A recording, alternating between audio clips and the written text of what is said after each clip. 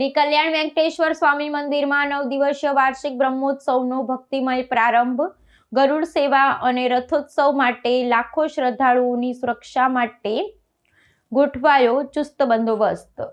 આંધ્રપ્રદેશના તિરુપતિમાં આવેલ પવિત્ર શ્રી કલ્યાણ વેંકટેશ્વર સ્વામીની મંદિરમાં વાર્ષિક બ્રહ્મોત્સવનો ભવ્ય પ્રારંભ થયો છે. વૈખાનસ આગમ શાસ્ત્ર મુજબ ધ્વજારોહણની શાસ્ત્રોક્ત વિધિ સાથે આ મહોત્સવની શરૂઆત કરવામાં આવી હતી. 9 દિવસ સુધી ચાલનારા આ ઉત્સવમાં ભગવાન વેંકટેશ્વર સ્વામી અને તેમના પત્ની શ્રીદેવી તથા ભૂદેવની વિવિધ વાહનો પર બિરાજમાન કરી ભવ્ય શોભાયાત્રા કાઢવામાં આવે છે, જેમાં હજારો શ્રદ્ધાળુઓએ દર્શનનો લાભ લઈ રહ્યા છે.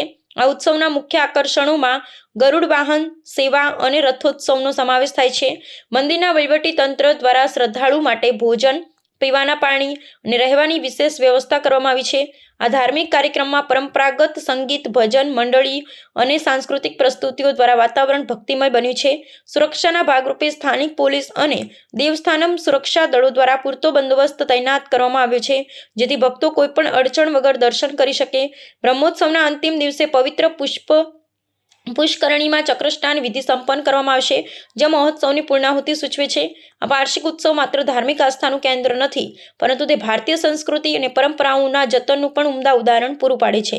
રાજ્યના વિવિધ ભાગોમાંથી આવતા પ્રવાસીઓને કારણે તિરુપતિમાં પ્રવાસન અને સ્થાનિક રોજગારીને પણ વેગ મળી રહ્યો છે.